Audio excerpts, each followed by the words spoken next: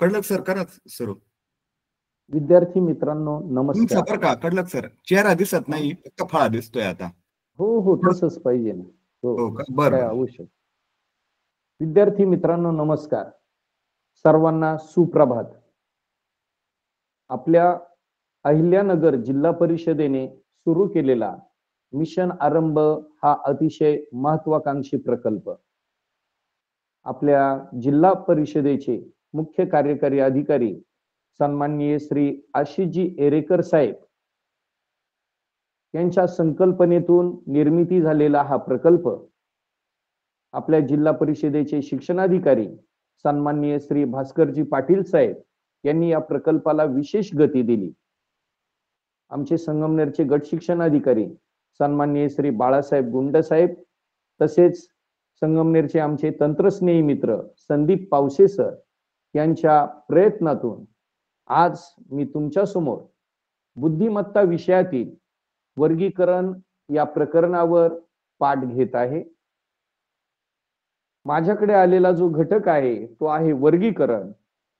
वर्गीकरण म्हणजेच तीन गोष्टींमध्ये साम्य असणं आणि एक प्रकार, एक शब्द किंवा एक आकृती वेगळी असणं आणि ती आपल्याला ओळखता यायला हवी.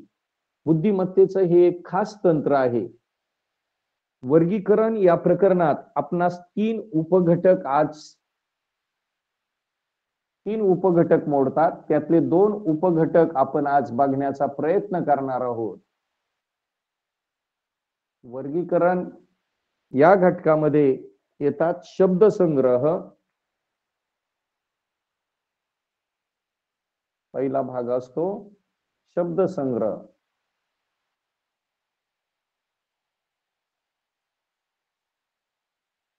दुसरा भाग येतो आकृत्या.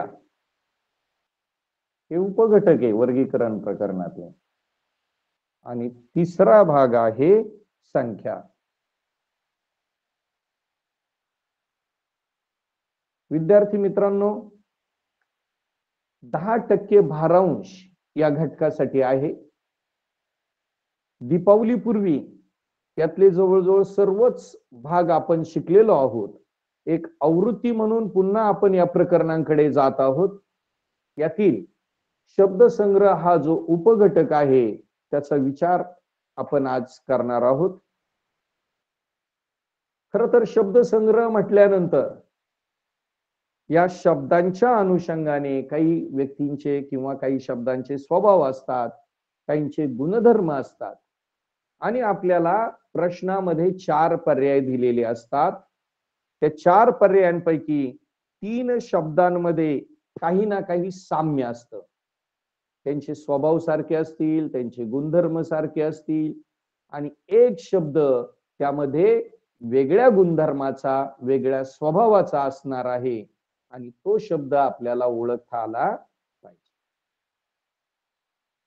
प्रश्न असा असतो की खालील पर्यायात गटात न बसणारा शब्द ओळखा. कधी कधी याला बदलून गटात न बसणाऱ्या शब्दाऐवजी विसंगत घटक ओळखा. विसंगत या शब्दाचा अर्थ असा की वेगळा शब्द ओळखा. सर्वात महत्वाची गोष्ट, बुद्धिमत्ता हा विषय स्वतंत्र विषय नसतो. तर या विषयामध्ये भाषा, गणित, सामान्य विज्ञान, भूगोल, जनरल नॉलेज अशा सर्वच विषयांचा समावेश बुद्धिमत्ता या विषयात होतो. आणि वर्गीकरण या प्रकरणाचा अभ्यास करताना त्यातल्या त्यात शब्दसंग्रह या गोष्टीचा अभ्यास करताना तुमच्या लक्षात येईल की भाषा विषयाचे प्रश्न असतील, भूगोलाचे प्रश्न येतील, विज्ञानाचे प्रश्न येतील, काही जनरल नॉलेजचे प्रश्न त्यामध्ये समाविष्ट असतील. म्हणजेच ज्यावेळी आपण स्पर्धा परीक्षेचा अभ्यास करतो त्यावेळी आपल्याला फक्त भाषा, गणित असं नाही तर वर्गातील सर्वच विषयांचा चांगला आणि काटेकोर अभ्यास असायला हवा. तर आपल्याला हे प्रश्न सोपे जातील. तर चला आपण आवृत्तीला सुरुवात करत आहोत. प्रश्न असा आहे, विसंगत पद ओळखा.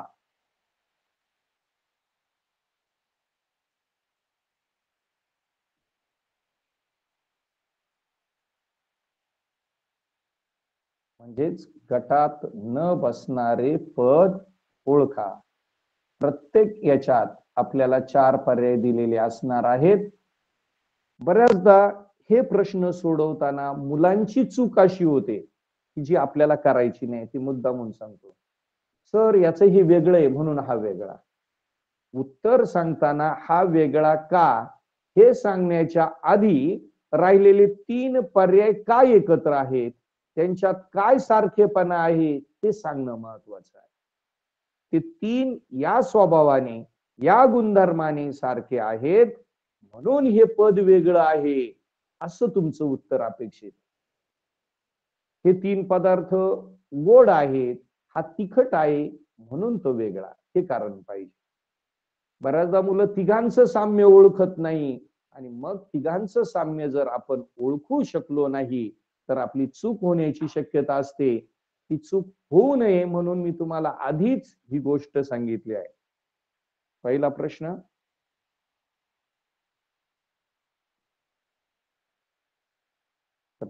पर्याय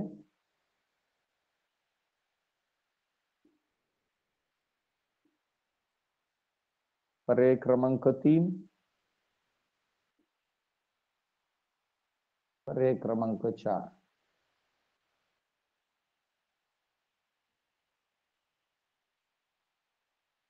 पर्याय क्रमांक 1 चंद्र, पर्याय क्रमांक 2 मंगळ, पर्याय क्रमांक 3 गुरु, पर्याय क्रमांक 4 शनी. अगदी सुरुवातीच्या काळात काही मुलांचा गोंधळ तर असा होतो, मंगळवार, गुरुवार, शनिवार आणि म्हणून चंद्र वेगळा. मुलांनो, ज्यावेळेस चंद्र हा भूगोल विषयाचा प्रश्न आहे खरा.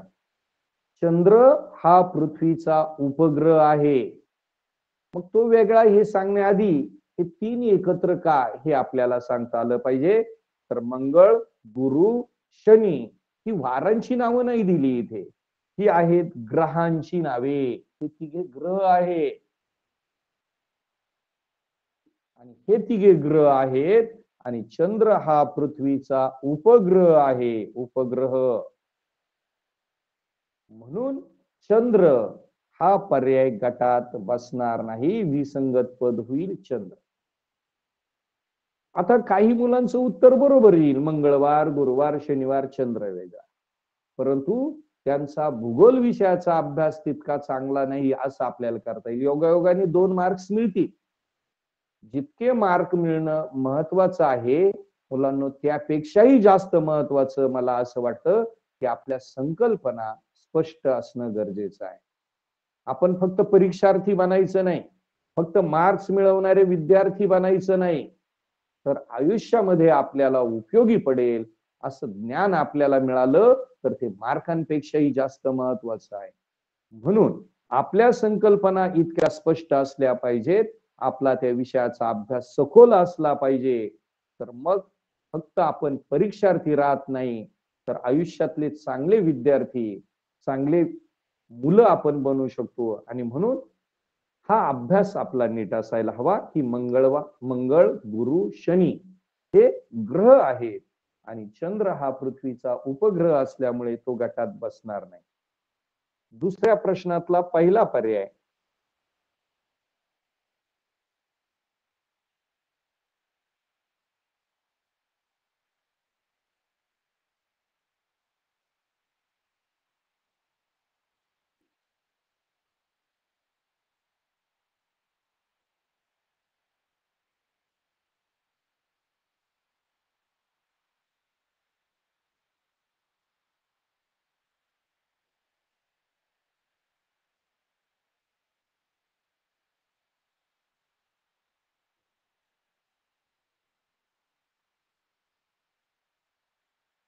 विद्यार्थी मित्रांनो, 2020 साली हा प्रश्न परीक्षेला आलेला आहे, स्कॉलरशिपच्या बोर्डाच्या परीक्षेला. 2020 साली जी परीक्षा झाली शिष्यवृत्तीची, तिला हा प्रश्न विचारला होता. पहिला पर्याय आहे दूरदर्शन, दुसरा पर्याय आहे संगणक, तिसरा पर्याय आहे बाहुली नाट्य, चौथा पर्याय आहे सिनेमा. बऱ्याचदा भाषा विषयात मुलांनो मराठी आणि इंग्रजी शब्द हे पण विचारतात. दूरदर्शनला इंग्रजी शब्द काय हे माहित असलं पाहिजे. दूरदर्शनला इंग्रजीतून आपण म्हणतो टेलिव्हिजन अर्थात टीव्ही, संगणक याला म्हणतो कॉम्प्युटर, सिनेमा याला सिनेमाच म्हणतो, मराठीत याला चित्रपट म्हणतात, आणि बाहुली नाट्य हा एक पर्याय आहे.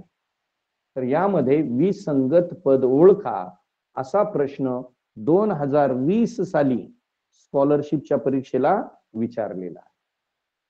मग आता दूरदर्शन म्हणजे टीव्ही, आपल्याला स्क्रीन दिसतो समोर, म्हणजेच पडदा दिसतो, पडद्यावर आपण बघत असतो. तीन एकत्र कसे ते आपण बघतोय. संगणक, कॉम्प्युटर अर्थात याचाही स्क्रीन आपल्याला डोळ्यासमोर दिसत असतो. सिनेमा सुद्धा आपण पडद्यावर बघतो, स्क्रीनवर बघतो.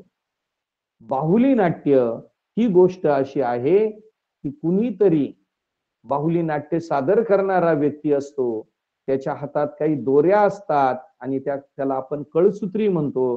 त्या कळसूत्रीच्या मदतीनं बाहुली नाट्य आपल्याला स्वतः ती व्यक्ती दाखवत असते. म्हणजेच बाहुली नाट्य पडद्यावर दिसत नाही. या तीन गोष्टी ज्या आहेत, दूरदर्शन, संगणक आणि सिनेमा, ह्या पडद्यावर बघितल्या जातात, स्क्रीनवर बघितल्या जातात, आणि बाहुली नाट्य हे मात्र पडद्यावर दिसत नाही, आणि म्हणून याच्यात विसंगत पद झालेलं आहे बाहुली नाट्य. मला खात्री आहे बहुतांश विद्यार्थी, आता हे सर्व तुम्ही क्रीम मुलं आहात, जिल्ह्यातील टॉपर मुलं आहात, बऱ्याचदा तुमची उत्तरं मी स्पष्टीकरण करण्याच्या आधीच आलेली असणार याची मला खात्री आहे. तरीही आपण फक्त या घटकापुरता, वर्गीकरण या घटकापुरता विचार करत नाही. हा घटक अभ्यासत असताना इतर कोणकोणत्या प्रकरणांमध्ये हे प्रश्न येतात, उदाहरणार्थ मराठीमध्ये हे प्रश्न येतात, दूरदर्शनला इंग्रजी शब्द सांगा, संगणकामध्ये इंग्रजी शब्द सांगा, आणि म्हणून कोणत्याही प्रश्नाचा अभ्यास करताना आपण बारकाईने अभ्यास केला तर इतर घटकांची, इतर विषयांची सुद्धा आपली तयारी होत असते, आणि म्हणून हे आपण प्रश्न बारकाईने अभ्यासले पाहिजे. पुढचा प्रश्न आहे त्यातला पहिला पर्याय,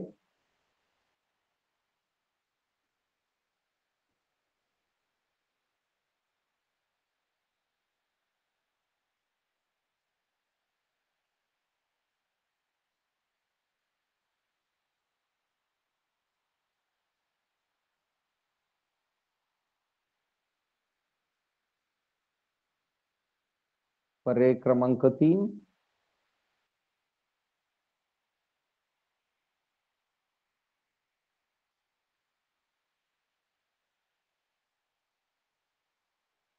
पर्याय क्रमांक 4.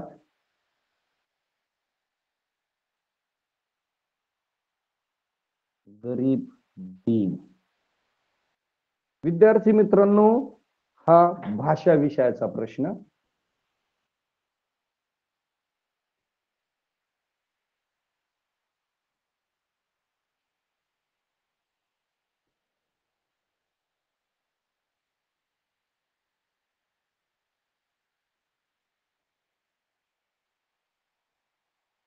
आता पहिला पर्याय डोळा, नयन, लगेच आपल्या समोर आलं पाहिजे. हे समानार्थी शब्द आहे. डोळ्याला अनेक समानार्थी शब्द आहे. डोळा, नयन, अक्ष, चक्षु, नेत्र, सगळं भाषा विषयाचं सगळे समानार्थी शब्द आपल्या डोळ्यासमोर आले पाहिजेत. की डोळ्याला एवढे समानार्थी शब्द आहे, त्यातली ही पहिली जोडी त्यांनी आपल्याला पर्यायात दिलेली आहे. दुसरं, सूर्याला तर आणखी कितीतरी समानार्थी शब्द आहे. सूर्य, भास्कर, रवी, दिनकर, दिनमणी, वासरमणी, मणी, आदित्य, आणखी काही जेवढे आपल्याला लक्षात येतील. हे काही लिहायचे नाहीयेत तुम्हाला, त्याचा एक सराव म्हणून आपण बघत होतो. तर सूर्य भास्कर ही समानार्थी शब्दांची जोडी दिलेली. मुलांनो, हस्त, हस्त म्हणजे हात, हस्त त्यालाच म्हणतात कर. पाणी, पाणी हा शब्द बघा मुलांनो, हा पाणी शब्द म्हणजे कर, हस्त, बाहू याला समानार्थी.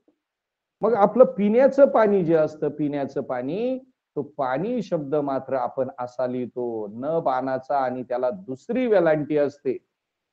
बघा, एकच उच्चार असलेले परंतु वेगळ्या पद्धतीने लिहून भिन्न अर्थ असलेले शब्द, पाणी शब्द न ला जर पहिली वेलांटी आली तर त्याचा हात होतो, त्याचा अर्थ होतो हात, हस्त, पाणी, कर, बाहू, हात. बघा, फक्त वेलांटी बदलली.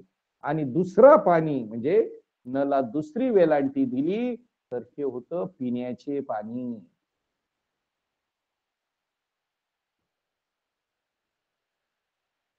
शेवटचं आहे गरीब. मुलांनो, गरीब म्हणजे दीन, दुबळा. पण इथेही गंमत आहे, दीन शब्द कसा असतो, गरीब मधला दीन जो आहे त्याला दुसरी वेलांटी आहे. हा दीन म्हणजे गरीब, दुबळा. गरीब म्हणजे दीन, दुबळा, पण द ला दुसरी वेलांटी असते तेव्हा म्हटलं जातं दीन. आणि द ला पहिली वेलांटी आली दीन, याला म्हणतात दिवस.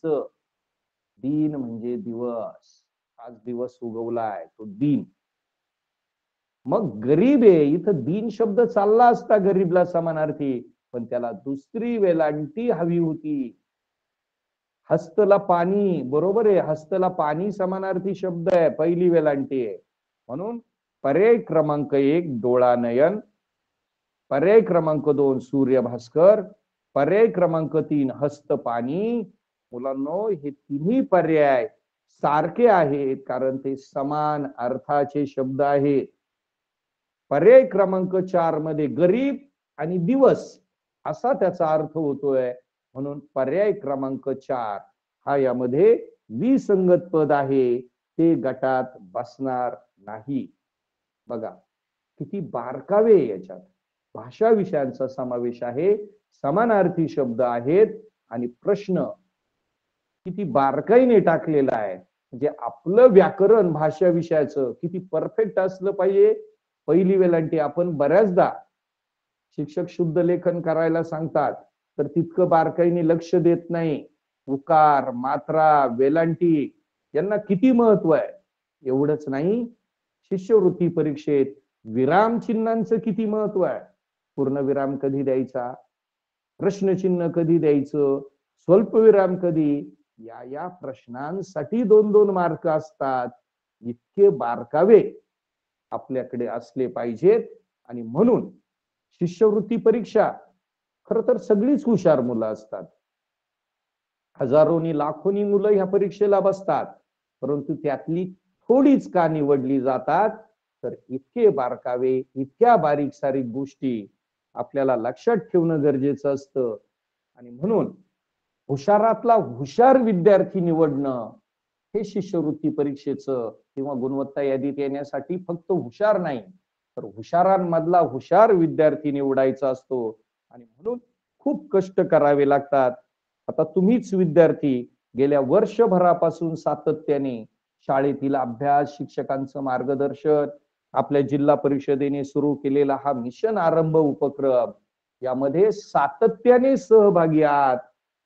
आणि म्हणून इतक्या चांगल्या सरावानंतर, पुरेशा प्रश्नपत्रिका सोडवल्यानंतर, खर तर नुसत्या प्रश्नपत्रिका सोडवून उपयोग होत नाही. त्या प्रश्नपत्रिका सोडवल्यानंतर आपल्या काय चुका झाल्यात, त्या चुका जे विद्यार्थी समजून घेतात ते पुढे पुढे जातात.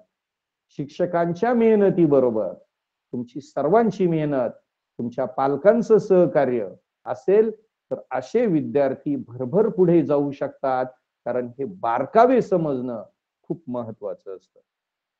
ठीक आहे, आपण पुढच्या प्रश्नाकडे येतोय. भाषा विषयातलाच हा प्रश्न आहे. विसंगत पद ओळखा, पर्याय क्रमांक 1.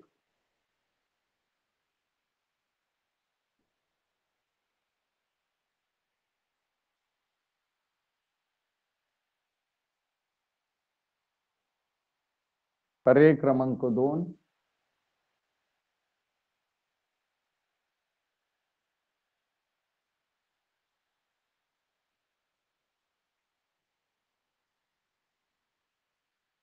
पर्याय क्रमांक 3.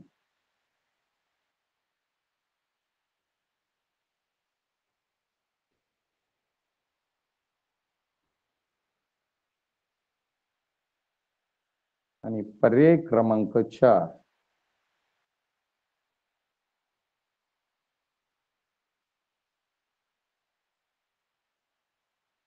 बघा, सुरस निरस, कोड कौतुक, न्याय निवाडा आणि नवा कोरा. भाषा विषयातला हा प्रश्न आहे. या 3 शब्द कोणते सारखे आहेत हे तुम्हाला कळालं पाहिजे. खरं तर वाचन केलं तर सगळेच शब्द एकत्र आहेत, सारखे आहेत असं वाटतं. मुलांनो, आपण भाषा विषयात जोड शब्द शिकलेलो आहोत. जोड शब्द. बऱ्याच विद्यार्थ्यांना जोड शब्द लक्षात येत नाहीत. मुलांनो, जोड शब्द कोणते? अंगत पंगत, भाजी भाकरी, कांदा भाकरी, न्याय निवाडा, नवा कोरा, कोड कौतुक, हे सगळे जोड शब्दांमध्ये. पण बऱ्याच विद्यार्थ्यांचा गोंधळ होतो. तुम्हाला वर्गामध्ये पहिलीपासून लिहायला सांगितले जातात, ती जोडाक्षर असतात. बरीचशी मुलं, पालक त्याला जोड शब्द म्हणतात. जोडाक्षर कोणती असतात? तुम्ही वर्गात लिहितात, सराव व्हावा. ती जोडाक्षर असती तुमच्या, आमच्या, सर्वांच्या. ही जोडाक्षर आहेत. तुमच्या सर्वांच्या, सूर्य, प्रभात. मुलांनो, इथं 2 अक्षर जोडली, प आणि र. प आणि र जोडल्यामुळं प्र झालाय. सूर्य, र आणि य हे 2 अक्षर आहे म्हणून हे जोडाक्षर आहे. स आणि य 2 अक्षर आली म्हणून जोडाक्षर आहे. स आणि य ही जोडाक्षर आहे. बरेचशी मुलं यालाच जोड शब्द म्हणतात. प्रथमतः जोड शब्द आणि जोडाक्षरे यांतला फरक आपल्याला समजून घेतला पाहिजे. मग तुम्ही म्हणाल, सर सुरस निरस काय? सुरस आणि निरस हे एकमेकांचे विरुद्धार्थी शब्द आहे. सुरस म्हणजे चांगला, सु म्हणजे चांगला. प्रत्येक ठिकाणी सु ज्या ठिकाणी येतो त्याचा अर्थ चांगला असतो. सुविचार, चांगला विचार. सुरस, चांगला रस, म्हणजे ज्याला चांगली चव आहे त्या गोष्टीला म्हणतात सुरस. आणि निरस, ज्याच्यात रस नाही. नि आलं का? नकारार्थी. ज्याच्यात चांगला रस नाही, जे बेचव आहे त्याला म्हणतात निरस.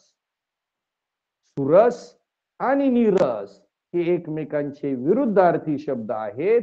तर कोड कौतुक, न्याय निवाडा, नवा कोरा, अंगत पंगत, भाजी भाकरी, कांदा भाकरी, शेतीवाडी हे आहेत जोड शब्द. मग तिघांचा गट जोड शब्दांचा आहे म्हणून सुरस निरस हा पर्याय गटात बसणार नाही, कारण ते एकमेकांचे विरुद्धार्थी शब्द आहेत. हा प्रश्न समजून घेण्याबरोबर जोड शब्द कुणाला म्हणायचं, जोडाक्षरे कुणाला म्हणायचं, हाही घटक आपण यामध्ये पाहिला आहे. त्यानंतर आपण येतोय पुढच्या प्रश्नांकडे.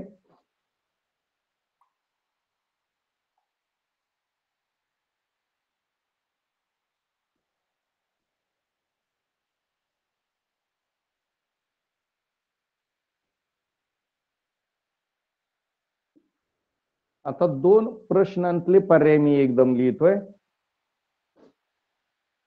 पर्याय क्रमांक 1 झरा, पर्याय क्रमांक 2 तलाव, पर्याय क्रमांक 3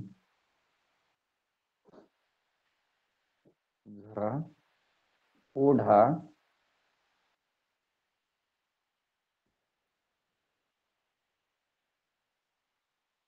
नाला चौथा पर्याय आहे तळे. पुढच्या प्रश्नातला पहिला पर्याय आहे तलाव, दुसरा पर्याय नदी, तिसरा पर्याय धरण, चौथा पर्याय आहे सरोवर. सगळे विज्ञान किंवा भूगोल विषयाशी निगडीत हे दोन्ही प्रश्न आहेत. बघा, पहिल्या प्रश्नाचा विचार करूया. झरा, लगेच डोळ्यासमोर झऱ्याचं चित्र आलं पाहिजे, ओढ्याचं चित्र आलं पाहिजे. नाला, नाला शक्यतो गटार किंवा जे खराब पाणी वाहतं त्याला नाला म्हणतो आपण. आणि तळे. तर ह्या प्रश्नाचा विचार करताना तिघ सारखे कसे, कोणत्या गुणधर्मानुसार सारखे, यांच्यामध्ये काय सारखेपणा आहे, कोणता गुणधर्म असा आहे की ते तिघ एकत्र बसतील, आणि एक वेगळा का आहे हे नंतर कळेल आपल्याला. मुलांनो, झरा तुम्ही डोळ्यासमोर आणला तर याचं पाणी वाहत असतं. ओढा, ओढ्याचं पाणी वाहत असतं. नाला, खराब पाणी असलं तरी त्याचं पाणी वाहत असतं. आणि तळ जे आहे याचं पाणी वाहत राहत नाही, तर तळ्यामध्ये पाणी साठलेलं असतं. ह्या तिघांमध्ये पाण्याचा वाहण्याचा गुणधर्म समान आहे. की तिघांमध्येही वाहतं पाणी असतं, तर तळ्यामध्ये साठलेलं पाणी असतं. म्हणून पर्याय क्रमांक 4 या ठिकाणी गटात बसणार नाही, किंवा हे विसंगत पद. अगदी त्याच्यावरच आधारित हा पुढचा प्रश्न आहे, म्हणून आपण दोन्ही प्रश्न एकत्र लिहिले होते. पुढच्या प्रश्नामध्ये पर्याय क्रमांक 1 तलाव, दुसरा नदी, तिसरा पर्याय धरण, चौथा पर्याय सरोवर. यामध्ये आता उलट आहे, त्याच्या उलट. तलावामध्ये साठलेलं पाणी असतं, धरणामध्ये पाणी साठलेलं असतं, आणि सरोवरामध्ये सुद्धा पाणी साठलेलं असतं. फक्त नदीचं पाणी प्रवाही असतं. आणि म्हणून तलाव, धरण, सरोवर हे तिघे एका गुणधर्माने बांधलेले आहेत, यांच्यामध्ये पाणी साठलेलं असतं. नदीचं पाणी त्या उलट प्रवाही असतं. म्हणून पर्याय क्रमांक 2 नदी गटात बसणार नाही. थोडस हळूवार घेतोय आपण, कदाचित उदाहरणांची संख्या कमी होईल, परंतु जे समजणं ते अर्थपूर्ण व्हावं असं मला वाटतं. एकदा का संकल्पना समजल्या आणि तुमचा इतर विषयांचा अभ्यास चांगला असेल तर कोणतेही प्रश्न आले तरी तुम्हाला हरकत नाही. खूप प्रश्न भरभर घेण्यापेक्षा जेवढे काही प्रश्न होतील ते चांगले समजणं महत्वाचं आहे असं मला वाटतं. आणि म्हणून आपण सावकाशरित्या ही उदाहरणे समजून घेत आहोत. पुढचा प्रश्न आहे विसंगत पद ओळखा मधला पहिला पर्याय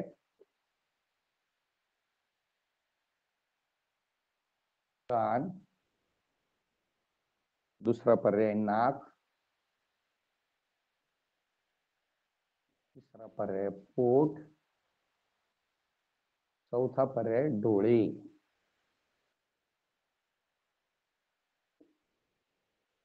बघा, लगेच आपल्या शरीराच्या अवयवांवर आहे, कुठं असतात काय लगेचच आपल्याला बघा, कान, नाक आणि डोळे हे तिघ जण आहेत. कान आहे, नाक आहे आणि डोळे हे आपल्या चेहऱ्यावर आहेत. कान, नाक, डोळे चेहऱ्यावरचे अवयव आहेत. पोट हा अवयव आपल्या चेहऱ्यावर नाही. 3 अवयव चेहऱ्यावरचे आहेत. पोट हा अवयव त्यामुळे गटात बसणार नाही. बऱ्याचदा मुलांना असं पण येतं, कान, हात, कान, हात, डोळे, नाक. आता इथं बघा, याच्याशी रिलेटेड थोडा प्रश्न आहे अवयवांशी, याच्याशी रिलेटेड म्हणजे शरीराच्या अवयवांशी. कान, हात, डोळे, नाक. मग तुम्ही इथंही तोच गुणधर्म लावत बसले तर होणार नाही. कान आणि डोळे चेहऱ्यावर आहे, नाकही चेहऱ्यावर आहे. तुम्ही म्हणाल कान, डोळे, नाक. मग तुम्ही म्हणणार हात वेगळा आहे समजा, परंतु इथं दुसराही गुणधर्म लागू होतो, अशा वेळेस थोडी संदिग्धता निर्माण होते आणि मग त्यातला सर्वोत्तम मार्ग आपल्याला काढावा लागतो. इथे असंही होऊ शकतं, कान दोन असतात, हात दोन आहेत, डोळे दोन आहेत, नाक एक आहे. मग इथं नाक सुद्धा वेगळं होऊ शकतं. एखादा मुलगा म्हणेल नाही सर, कान चेहऱ्यावरच आहे, नाक चेहऱ्यावर असतं, डोळे चेहऱ्यावर असतात, हात मात्र चेहऱ्यावर नसतात त्या गुणधर्मानुसार. हा प्रश्न जो झाला याला म्हणायचं संदिग्धता निर्माण होणारा प्रश्न. याच्यामध्ये कन्फ्युजन आहे, याच्यामध्ये संदिग्धता आहे. दोघेही विद्यार्थी जे सांगतात तर दोघांचेही सांगितलेले गुणधर्म बरोबर आहेत.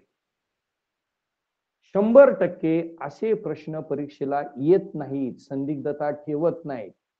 चुकून जर असा प्रश्न आला तर परीक्षा झाल्यानंतर आपल्याला महाराष्ट्र राज्य परीक्षा परिषदेला ईमेल वरून कळवता येतं. असे प्रश्न परीक्षेतून बाद केले जातात. मग 150 मार्कांचा जर पेपर असेल तर तुमचं गुणदान 148 पैकी होतं. परंतु आपण ईमेल केला आणि लगेच त्यांनी केलं असं होत नाही. त्या ठिकाणी तज्ञ शिक्षक बसलेले असतात.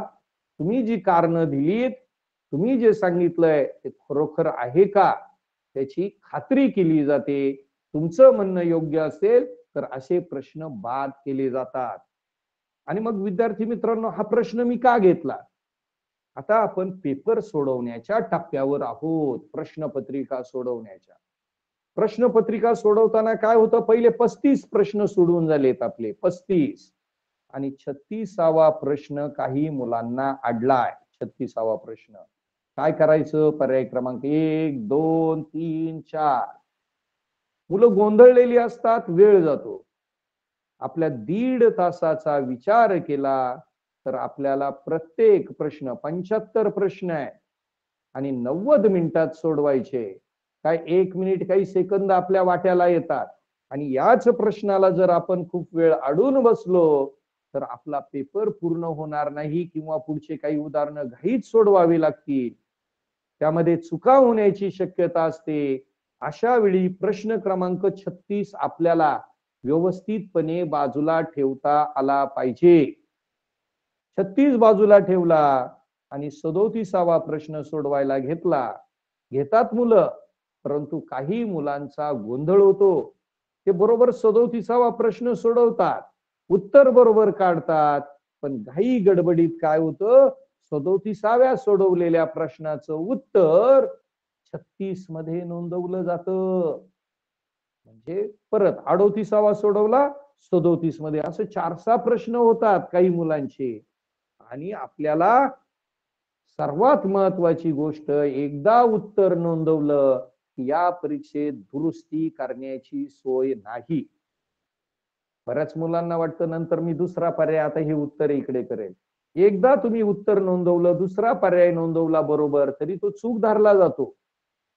त्या परीक्षेचं हे वैशिष्ट्य आहे की तुम्हाला नंतर अचूक उत्तर आठवलं तर दुरुस्त करण्याची सोय नाही. एकदा चूक झाली आपले 2 मार्क्स गेलेच. आणि म्हणून जर तुम्हाला 36वा प्रश्न येत नाहीये, त्याची जागा रिकामी सोडायची आहे, 37वा प्रश्न सोडून 37 मध्ये उत्तर नोंदवायचं असेल तर शिस पेन्सिलच्या मदतीनं एकदम हळूवार, फार तर या 36व्या प्रश्नाला अगदी हळूवार पेन्सिलने कडेने हे तुम्ही केलं आणि मग 37वा प्रश्न सोडवला तर उत्तर नोंदवताना तुमच्या लक्षात येईल आपला 36वा प्रश्न बाकी आहे, तो नंतर सोडवायचा. आणि असे 75 प्रश्न आपले सोडून झाल्यानंतर मग तुम्ही उरलेला वेळ 36व्या प्रश्नासाठी देऊ शकता. असे कन्फ्युजन करणारा एखादा प्रश्न असेल, एखादं अडलेलं उदाहरण असेल तर त्यात वेळ न घालवता त्या पुढच्या गोष्टी आपल्याला करता आल्या पाहिजे. हे प्रकरण समजून देता देता आपण पेपर कसा सोडवावा याचाही काही भाग पाहिला.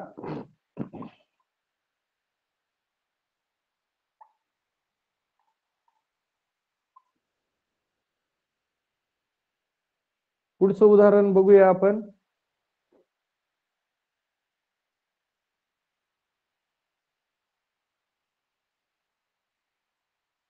पहिला पर्याय रात्र व दिवस. पर्याय क्रमांक 2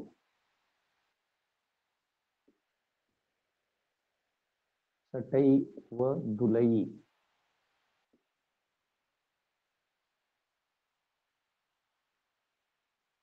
पर्याय क्रमांक 3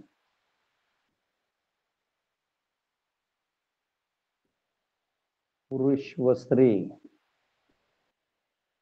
पर्याय क्रमांक 4 आहे नदी व तलाव.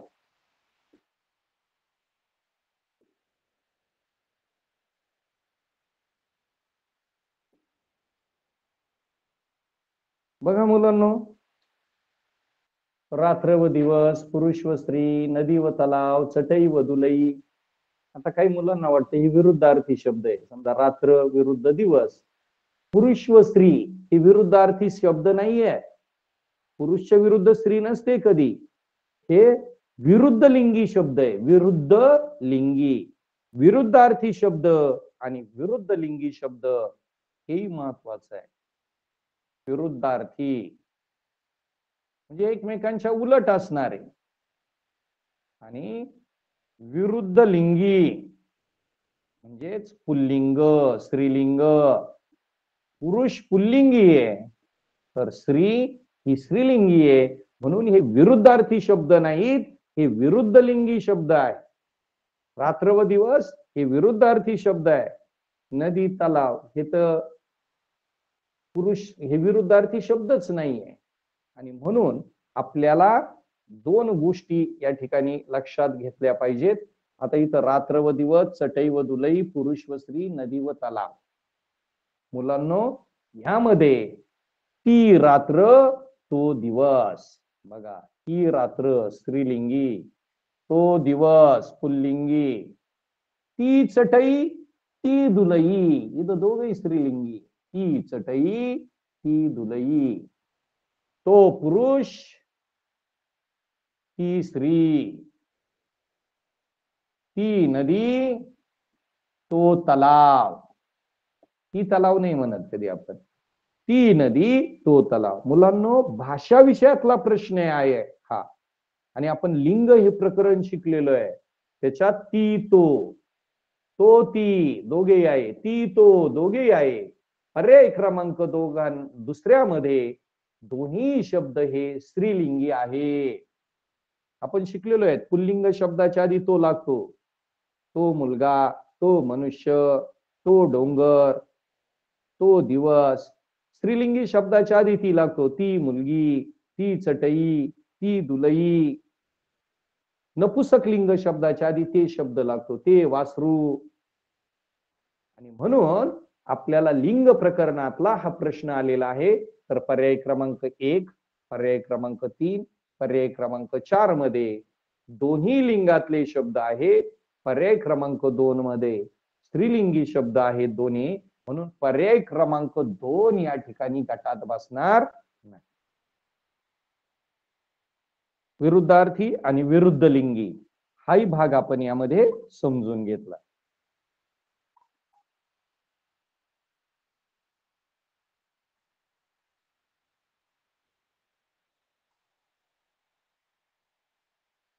रात्र व दिवस हे विरुद्धार्थी पण होते आणि विरुद्ध लिंगी पण होते. रात्र आणि दिवस हे दोन्ही गटात बसत होते, पण आपल्याला तिघांचा सारखेपणा शोधायचा होता. त्या तिघांमध्ये दोन्ही लिंगातला साम्यपणा होता, म्हणून आपण तो भाग घेतला. पुढच्या प्रश्नातला पहिला पर्याय आठवडा, दुसरा पर्याय महिना, तिसरा पर्याय वर्ष, चौथा पर्याय आहे सप्तमी.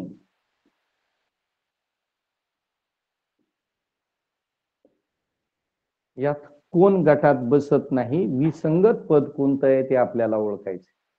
मुलांनो, आठवडा असतो 7 दिवसांचा, महिना असतो 28, 29, 30 किंवा 31 दिवसांचा, वर्ष असतं 365 किंवा 366 दिवसांचं, महिना 28 दिवसांचा असतो फेब्रुवारी महिना, लीप वर्ष असेल तर फेब्रुवारी महिना 29 दिवसांचा, वर्षातले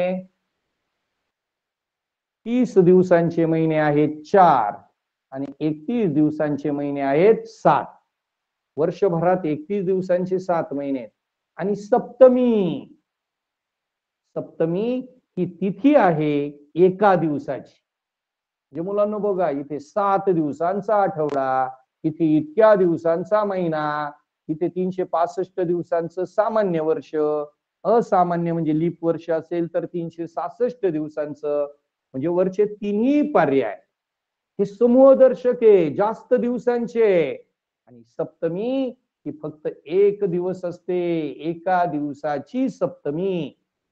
परिपाठामध्ये आपण तिथी सांगतो, प्रतिपदा, द्वितीया, तृतीया, चतुर्थी, पंचमी.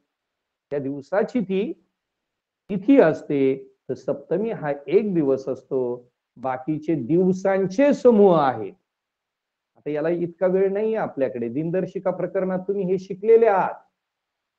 सामान्य वर्ष केव्हा, असामान्य वर्ष केव्हा, आठवडा कसा होतो, 31 दिवसांचे महिने कोणते आहेत, 30 दिवसांचे महिने कोणते आहेत. इथं बरेच मुलं चुकतात. घाईघाईमध्ये विचारलं वर्षभरात 31 दिवसांचे महिने किती, तर ते लगेच आपल्याला काही सेकंदात आलं पाहिजे की 31 दिवसांचे 7 महिने आहेत. मग जर विचारलं पुढचा प्रश्न, मग 30 दिवसांचे महिने किती, काही मुलांना वाटतं हे 7 महिने गेले, राहिले 5 12 मधले, आणि ते सांगतात 5 महिने, आणि उत्तर चुकतं. 30 दिवसांचे 4च महिने आहेत. एक महिना फेब्रुवारी महिना असा आहे की तो 28 किंवा 29 दिवसांचा असतो. तर कसा असतो ते दिनदर्शिका प्रकरणात आपण शिकलेलो आहोत. या ठिकाणी सप्तमी ही एक दिवसाची असल्यामुळे समूहदर्शक नाही, इथं जास्त दिवसांचे पर्याय आहेत, आणि सप्तमी हा एका दिवसाचा असल्यामुळे तो गटात बसणार नाही. पुढे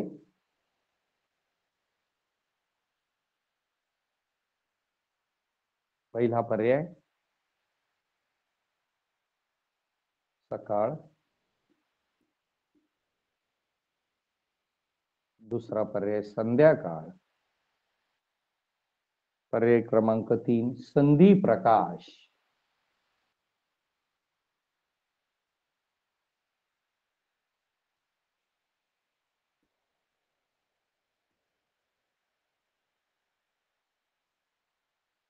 आणि पर्याय क्रमांक 4 रात्र. यामध्ये विसंगत पद कोणतं. संधी प्रकाश शब्द आपल्याला जेवढे हे शब्द ऐकतो सकाळ, संध्याकाळ, रात्र, तेवढ्या प्रकारात आपण तो ऐकत नाही. मुलांनो, संधी प्रकाश साधारण सायंकाळ होऊन रात्र सुरू होते त्या काळात जो थोडासा प्रकाश येतो त्याला संधी प्रकाश म्हटलं जातं. त्याही पेक्षा 3 एकत्र कसे आहेत हे आपल्याला सांगितलं पाहिजे. सकाळ, संध्याकाळ आणि रात्र हे दिवसाचे प्रहर आहेत. प्रहर म्हणजे ह्या वेळा येतात.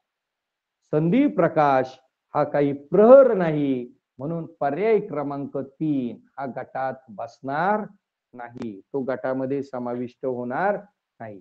या पद्धतीने आपल्याला 3 पर्याय एकत्र करता आले पाहिजे.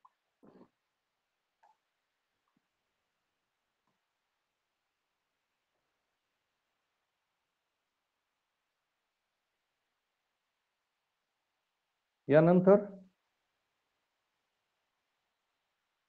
क्रिकेट,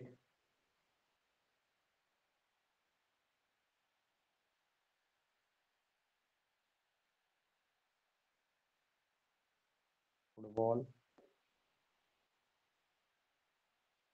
हॉकी, पर्याय क्रमांक 4 बुद्धिबळ.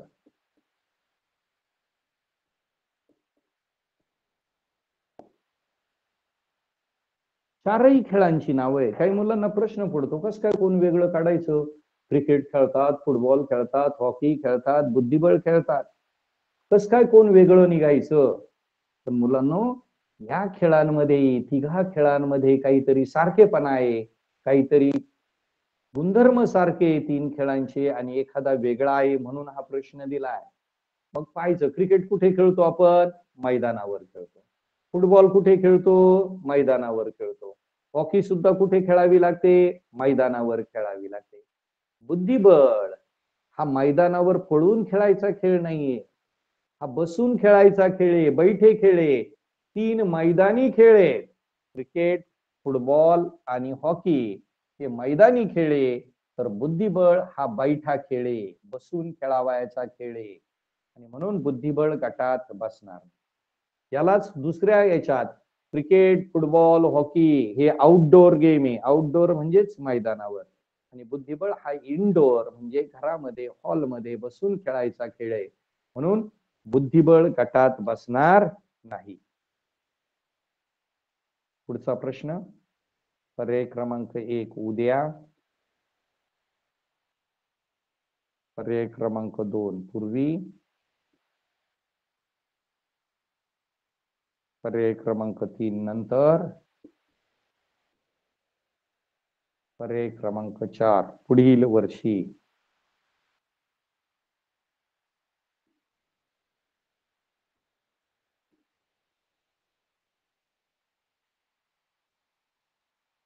याच्या पुढचा प्रश्न लगेचच मी लिहून ठेवतो, थोडासा याच घटकांवर आधारित, याच्यावरच आधारित आहे. नंतर दुसरा पर्याय यावर्षी,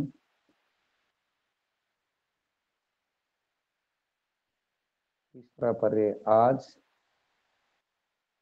चौथा पर्याय आता. तर प्रथमतः ह्या प्रश्नाचा विचार करूया. भाषा विषयात आपण जे व्याकरण शिकतो, उद्या, पूर्वी, नंतर, पुढील वर्षी. मुलांनो, आपण काळ प्रकरण शिकलेलो आहे. वर्तमान काळ, भूतकाळ, भविष्यकाळ. त्यातलं वर्तमान काळ म्हणजे आत्ता चालू असलेली क्रिया, आत्ता, आज, वर्तमानात. याआधी घडून गेलेली भूतकाळ, मागे घडलेल्या भूतकाळ. आणि पुढे घडणाऱ्या ज्या क्रिया असतात त्यांना भविष्यकाळ म्हणतो. तर इथं उद्या, नंतर आणि पुढील वर्षी हे तिन्ही शब्द भविष्य काळाचे आहे. तर पूर्वी हा शब्द भूतकाळाचा आहे, घडून गेलेल्या घटनेशी संबंधित आहे. मग तिघांचा एक गट झाला भविष्यकाळ, आणि हा आहे भूतकाळ. म्हणून पर्याय क्रमांक 2 गटात बसणार. त्या काळावरच आधारित पुढचा प्रश्न नंतर, यावर्षी, आज, आता. तर या वर्षी, आज, आता हे वर्तमान काळ आहे, वर्तमानात, वर्तमान काळ. आणि नंतर हा भविष्य काळ असल्यामुळे नंतर हा शब्द गटात बसणार नाही. नंतर म्हणजेच भविष्य काळ. तर हे प्रश्न सोडवण्यासाठी आपला काळ या प्रकरणाचा अभ्यास होणं गरजेचं आहे. सोपे प्रश्न आहेत, फक्त आपल्याला समान गुणधर्म, समान वैशिष्ट्य तिघांमधलं ओळखता यायला हवं. आणखी काही प्रश्न आपण बघूया. उद्याच्या तासाला विसंगत आकृती ओळखा, आणि उद्याच्याच तासाला काही विसंगत म्हणजे गटात न बसणाऱ्या संख्या ओळखा. हाही भाग आपण बघणार आहोत.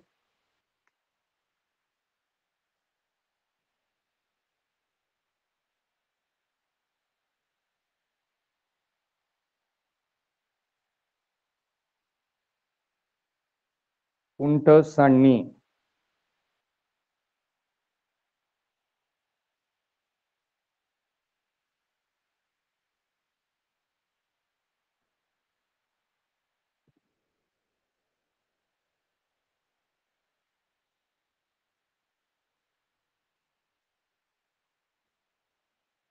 मोर, मोरणी.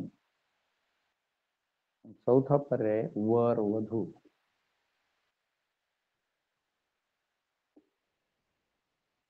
इथे पुरुष, स्त्री किंवा पुल्लिंग, स्त्रीलिंग आहे. बघा, उंट सांडणी, बाबा, आई, मोर, मोरणी, वर, वधू. प्रत्येक याच्यात पुल्लिंग आणि स्त्रीलिंग आहे, पण ते योग्य आहे का? उंट, उंटाची जी मादी असते तिला सांडणी म्हणतात, उंटीन नाही म्हणत, किंवा उंटनी म्हणत नाही. उंट तिच्या मादीला सांडणी म्हटलं जातं, नाव आहे सांडणी. काही मुलं उंटणी किंवा उंटीन म्हणतात. हे लक्षात ठेवायचं की उंटाची मादी जी असते तिला सांडणी म्हणतात. बाबा, आई. मोर, लांडोर. मोराची जी मादी असते तिला लांडोर म्हटलं जातं, मोरणी नाही. आणि वर, वधू. वर म्हणजे नवरदेव, वधू म्हणजे नवरी. आणि म्हणून या ठिकाणी पर्याय क्रमांक 3 हे नर आणि मादी यातले चुकीचे दिलेले आहेत. पर्याय क्रमांक 1, 2, 4 हे बरोबर आहेत. आणि म्हणून या ठिकाणी पर्याय क्रमांक 3 गटात बसणार नाही.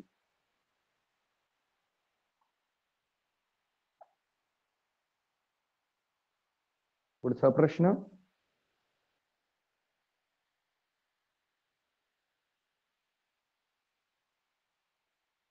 वसंत, वर्षा, शरद, पर्याय क्रमांक 4 हिवाळा.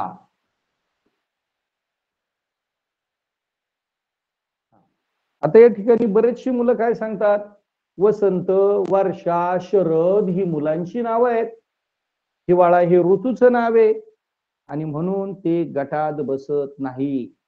2 मार्क मिळतील मुलांना तुम्हाला, परंतु 2 मार्क मिळाले म्हणून आपण ज्ञानार्थी बनलेलो नाही, आपला अभ्यास कमी पडलाय. वसंत, वर्षा, शरद ही मुलांची नावं असतातच, पण ही ऋतूंची नावं आहेत. आपण भारतीय सौर वर्षाची महिने जे शिकलेलो आहोत, चैत्र, वैशाख, ज्येष्ठ, आषाढ, यांमधले हे ऋतू आहेत. उन्हाळा, पावसाळा, हिवाळा हे आपण ग्रेगरियन वर्षाचे जे महिने आहेत, जानेवारी, फेब्रुवारी, मार्च, एप्रिल असं डिसेंबर पर्यंत येतो, त्यावेळी आपण उन्हाळा, पावसाळा, हिवाळा या ऋतूंची नावं दिलेली.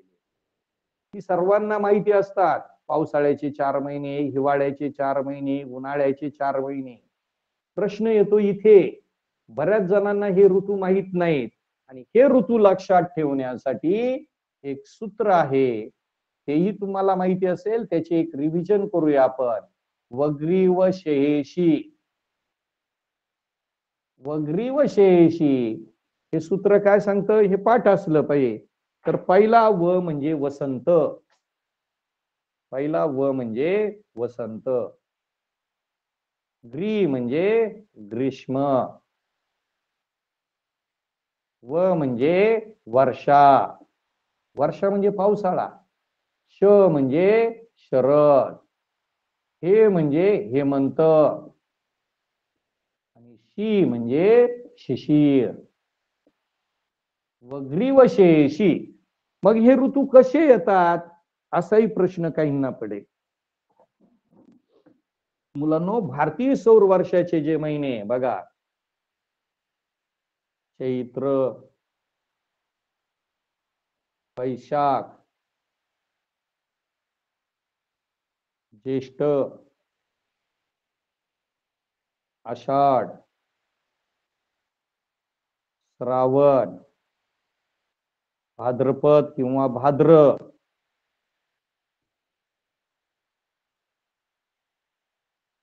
अश्विन,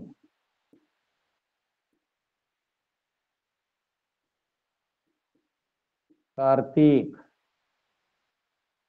मार्गशीर्ष, त्यालाच तुम्ही अग्रहायण म्हणतात. चैत्र, वैशाख, ज्येष्ठ, आषाढ, श्रावण, भाद्रपद, अश्विन, कार्तिक, मार्गशीर्ष, पौष, माघ आणि फाल्गुन.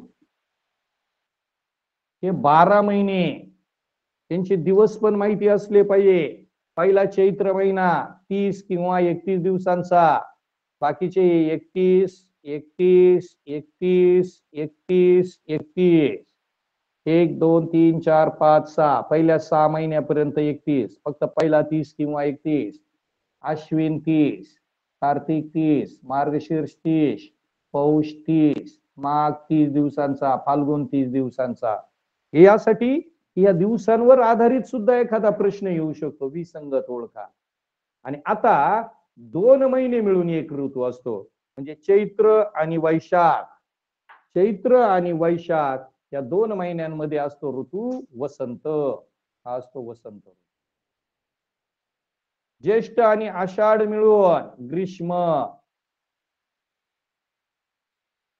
मुलांनो, चैत्र महिना सुरू होतो पहिल्याच दिवशी चैत्र शुद्ध प्रतिपदा म्हणजे गुढीपाडवा सण असतो.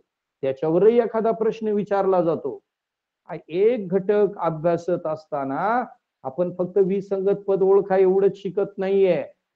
कदाचित सुसंगत परिच्छेदामध्येही ते वापरलं जातं. कोणत्या मराठी महिन्यात कोणते सण येतात त्याची सुद्धा आपण एक लिस्ट केली पाहिजे. गणपती उत्सव कोणत्या महिन्यामध्ये येतो, विजयादशमी किंवा दसरा सण कोणत्या महिन्यामध्ये येतो, गुढीपाडवा हा पहिलाच दिवस असतो चैत्र शुद्ध प्रतिपदा, नवीन वर्षाची सुरुवात होताना. ती एक यादी आपण बनवली पाहिजे, प्रत्यक्ष दिनदर्शिका समोर घेतली पाहिजे. वसंत, ग्रीष्म, श्रावण आणि भाद्रपद मिळून वर्षा. पुढे अश्विन आणि कार्तिक हे 2 महिने मिळून असतो शरद ऋतू, शरद. पुढे मार्गशीर्ष आणि पौष मिळून हेमंत ऋतू असतो, हेमंत.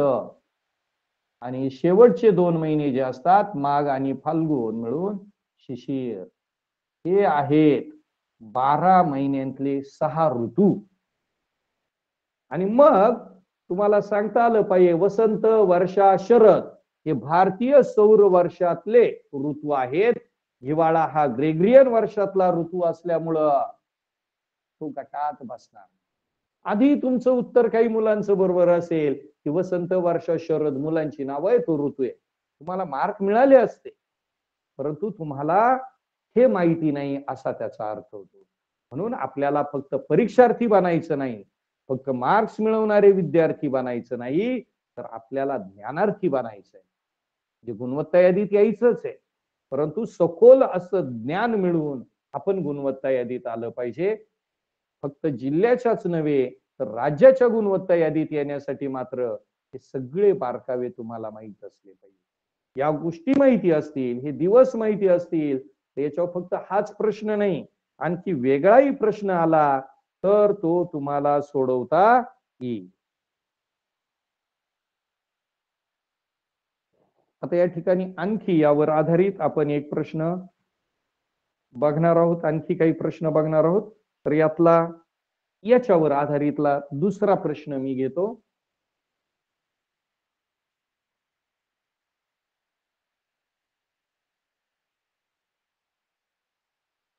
ज्येष्ठ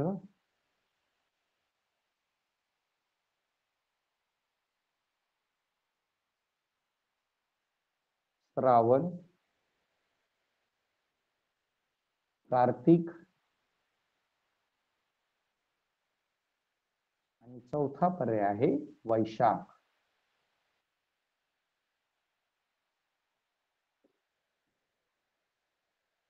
बघा मुलांनो, आता ज्येष्ठ, श्रावण, कार्तिक, वैशाख ही 4ही महिने जे आहेत हे भारतीय सौर वर्षातील महिने आहेत. आता हे मी मुद्दामहून पुसलेलं नाहीये. बघा, ज्येष्ठ आहे इथे, श्रावण आहे इथे, कार्तिक इथे, वैशाख इथे. आणि मग लगेच तुमच्या लक्षात यायला हवं, हे जे आहे आत्ताचा जो प्रश्न हा महिन्याच्या दिवसांवर विचारलेला आहे. ज्येष्ठ 31 दिवसांचा महिना आहे, 31. श्रावण 31 दिवसांचा महिना आहे. कार्तिक हा 30 दिवसांचा महिना आहे. वैशाख पुन्हा इथे आला 31 दिवसांचा महिना आहे. मग 3 महिने ज्येष्ठ, श्रावण, वैशाख हे 3 महिने 31 दिवसांचे आहे. कार्तिक महिना हा 30 दिवसांचा आहे. म्हणून या ठिकाणी हा कार्तिक शब्द जो आहे, हा कार्तिक महिना जो आहे भारतीय सौर वर्षातला, तो गटात बसणार नाही. आणि यासाठी आपल्याला महिन्यांचे दिवस, ऋतू हे ते लक्षात ठेवण्यासाठीच सूत्र वग्रीव शेषी असलं पाहिजे तोंडपाठ. तुम्हाला ही माहिती असेल अशी अपेक्षा. माहिती नसेल तर याचा एक स्क्रीनशॉट घेऊन ठेवा, वहीमध्ये लिहून चांगलं पाठांतर करा.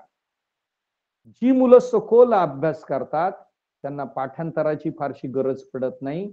अंदाजे त्यांची उत्तरं बरोबर येत नाही. जी उत्तरं लिहिलेली असतात ती खात्रीपूर्वक असतात, समाधान देणारी असतात.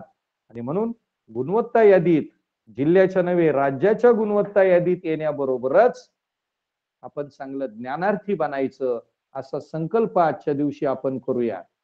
त्या ठिकाणी आमचे तालुक्याचे गट शिक्षण अधिकारी सन्माननीय श्री गुंडसाहेब यांनी मला आपणासमोर तास घेण्याची संधी दिली. आमचे तंत्रस्नेही मित्र संदीप पावशे यांनी सहकार्य केलं. त्यामुळे आजचा तास मी तुमच्या पुढे घेऊ शकलोय. उद्याही मीच वर्गीकरण या पाठावरील काही आकृत्या आणि वेगळी आकृती ओळखा, विसंगत संख्या ओळखा हा घटक घेऊन तुमच्या समोर येणार आहोत. तुम्हाला सर्वांना माझं शिकवणं समजलं असेल अशी अपेक्षा करतो. काही त्रुटी असतील तर तुमच्या मार्गदर्शकांकडे शिक्षकांमार्फत तुम्ही त्या कळवू शकता. तुम्हा सर्वांचे मनपूर्वक धन्यवाद. आजचा तास संपला.